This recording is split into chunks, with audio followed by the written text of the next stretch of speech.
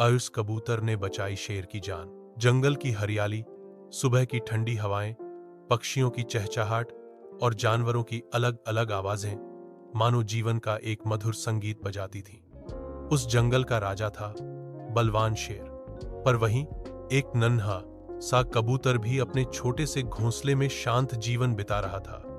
किसी को यह अनुमान भी नहीं था कि एक दिन यह छोटा सा कबूतर उसी शक्तिशाली शेर की जान बचाएगा जो जंगल का राजा कहलाता है। जंगल के बीचों बीच एक विशाल गुफा थी जिसमें शेर सिंहराज रहता था। उसकी दहाड़ से जंगल कांप उठता था। हिरण, खरगोश और यहां तक कि हाथी भी उसकी इज्जत करते और डरते थे।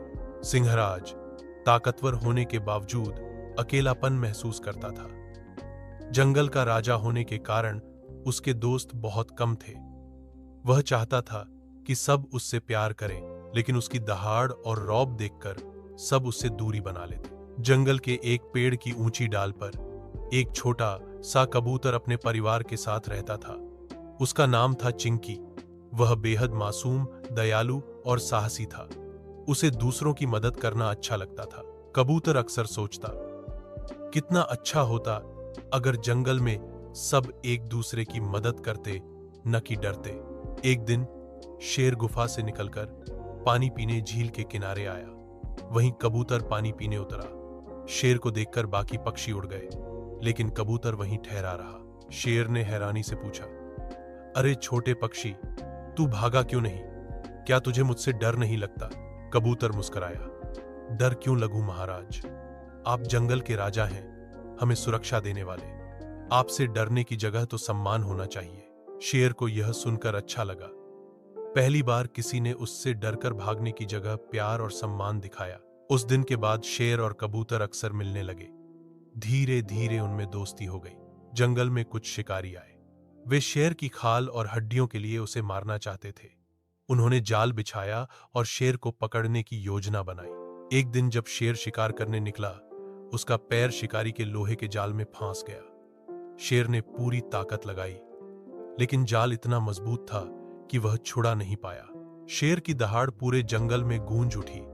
सभी जानवर दूर से सुनकर कांप उठे, मगर कोई मदद करने न आया। कबूतर ने शेर की आवाज सुनी और उड़कर वहां पहुंच गया।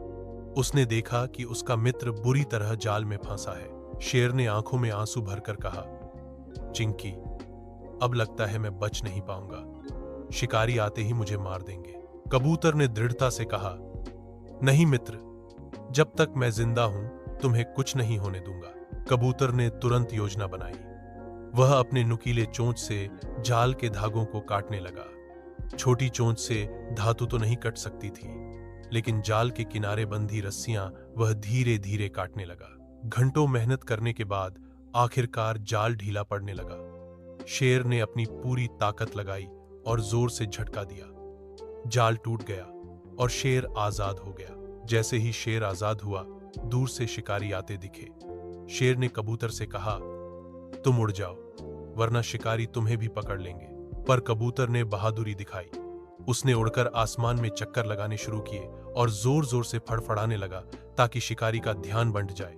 शिकारी कबूतर को उड़ते देख तीर चलाने लगे। इस बीच शेर ने मौका पाकर जोर से दहाड़ मारी और जंगल की गहराई में भाग गया। कबूतर भी सही सलामत बच निकला। शेर अपनी गुफा में लौटकर कबूतर से मिला। उसकी आंखों में आभार और प्रेम के आंसू थे। चिंकी, तूने मेरी जान बचाई। तू छोटा है, पर दिल से सबसे बड़ा। आज से तू मेरा भाई है और इस जंगल का असली हीरो। कबूतर ने नम्रता से कहा, मित्र, मैंने वही किया जो दोस्ती का फर्ज था। दोस्ती का मतलब है संकट में एक दूसरे के काम आना। शेर और कबूतर की दोस्ती की कहानी पूरे जंगल में फैल गई। अब जानवर शेर से डरने की बजाय उसे सम्मान देने लगे। शेर भी बदल चुका था। वह अब औरों की मदद करने लगा। कभी किसी हिरण का बच्चा खो जाता तो शेर उसे ढूंढने मदद करता।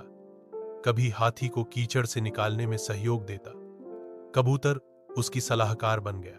कुछ दिनों बाद वही शिकारी फिर आए। इस बार पूरे जंगल ने मिलकर उनका सामना किया। बंदरों ने पेड़ों से फल बरसाए, हाथियों ने रास्ता रोका और शेर ने दहाड़ मारकर उन्हें डराकर भगा दिया।